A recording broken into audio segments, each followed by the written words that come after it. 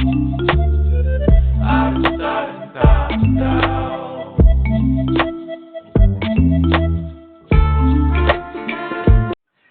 to Stuff What Explained. If you are here for the first time, please consider subscribing to this channel.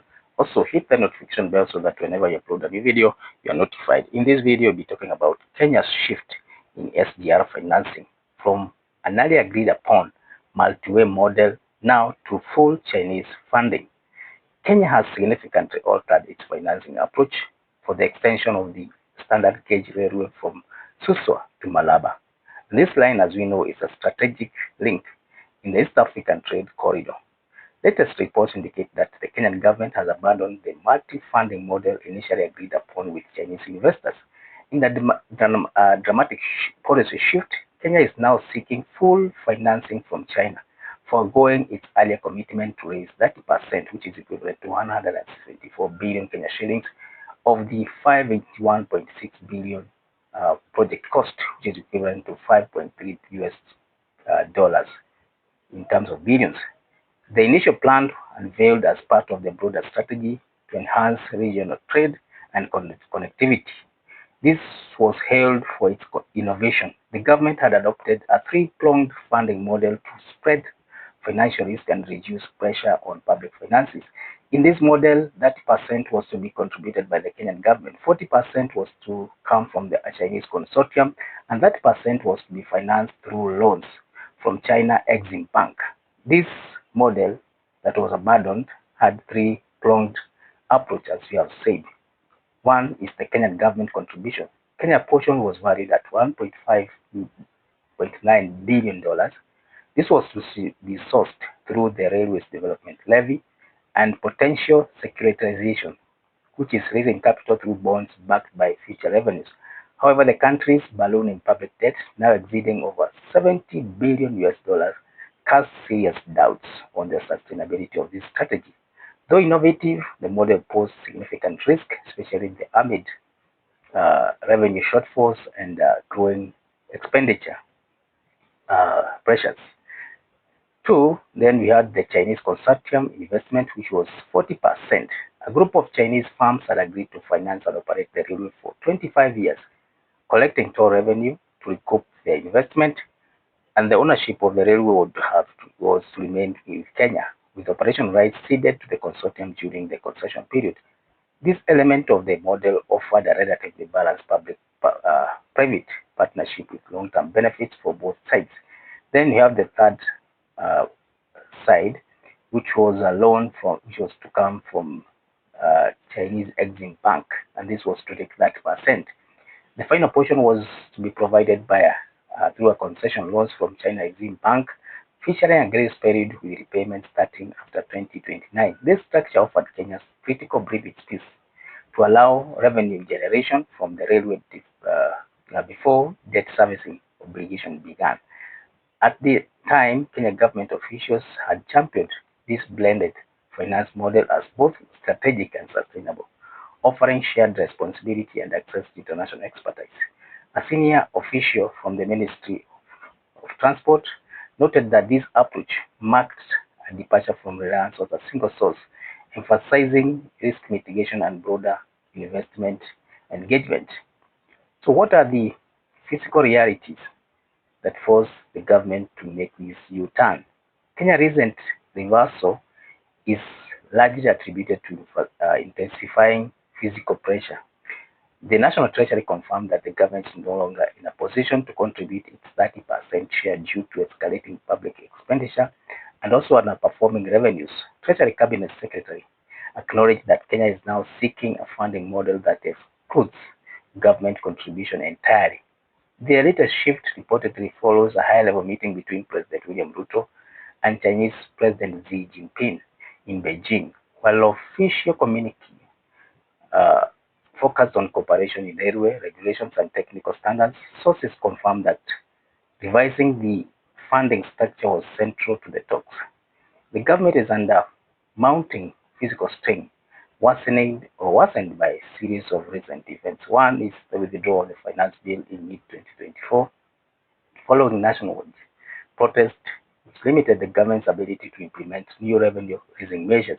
There's also the raising recurrent expenditure, which is linked to new collective bargaining agreements, curriculum reforms, as well as universal healthcare rollout. And this has further narrowed physical space. Despite allocating 16.5 billion in the 2025-2026 budget for the SDR, the Treasury now concedes that progress will stall without new external funding. What are the ongoing discussions and what are the future options? While negotiations are ongoing, the Treasury has not ruled out other financing models. These include public-private partnership (PPPs), concessional loans, or even blend of mechanisms that would minimize sovereign debt exposure. The Ministry or the National Treasury is evaluating all the options. Kenya had earlier considered domestic financing to avoid further Chinese debt. This would have involved amending the railway development levy and revising land ownership laws alongside the creation of a special purpose vehicle (SPV) to hold railway assets until debt obligations were repaid. However, this path now appears untenable given the current physical constraints. China, meanwhile, is reported demanding stronger guarantees from Nairobi that the SDR extension will generate sufficient revenue to justify any additional lending. This highlights a growing concern among the international lenders about project bankability and return on investment. Its rising debt and China factor. Kenya outstanding debt to China as of December 2024 stood at 682 billion Kenya shillings, mostly tied to earlier phases of the SDR, particularly from Mombasa to Nairobi. And then there was a decision to halt the railway extension from Suswa, and this was widely criticized, with opponents branding it as the railway to nowhere. Yet, the government continues to stress the strategic necessity of completing the project to Malaba. Officials argue that completing the line to Malaba would unlock trade potential across the region, linking Kenya with Uganda, Rwanda, and the DRC, and even beyond. Uganda has formally urged Kenya to accelerate the project so it can begin SDR construction on its side. Rwanda has expressed interest in the line's completion. The next phase, Naivasha or Suswa to Kisumu, is projected to cost 380 billion Kenya shillings, while the final leg to Malaba will require an estimated of 122.9 billion Kenya shillings. Despite active talks, no definitive timeline has been set, and uncertainty over funding continues to threaten delays on a critical corridor, which is designed to ease the movement of goods from Mombasa port to the inland regions. What are the risks, benefits, and the path forward? Benefits, as we know, if this line is completed, it could significantly reduce transport costs, increase trade efficiency, as well as enhance regional integration. It will also help in decongesting roads networks, reduce transit times, and make Kenya a vital logistics hub in East Africa. However, there are risks. A fully debt finance model, particularly through a single lender like China, could increase dependency and further elevate Kenya's debt distress risk. There is also the risk of revenue projections remaining uncertain, especially if the uptake from neighboring countries does not meet the expectation. The political risk of the public backlash, as seen during the finance bill protests, could also derail or delay the project further. What are the recommendations and way forward? Kenya should negotiate a phased financing tied to specific project milestones to avoid overexposure. Transparent cost-benefit analysis should also be presented to the public to build trust and support. If insisting on external financing, Kenya must ensure clear revenue sharing models and dispute resolution mechanisms are embedded in the final agreement. In conclusion, we can say that Kenya's shift from multi-source funding model to request for a full Chinese financing reflects countries' deepening physical challenges and urgency to keep strategic infrastructure projects alive.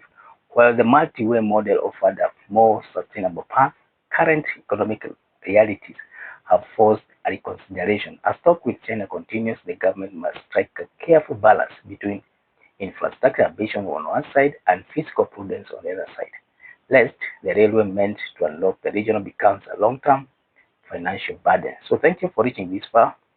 If it's your first time here, please consider subscribing to this channel. Also, hit the notification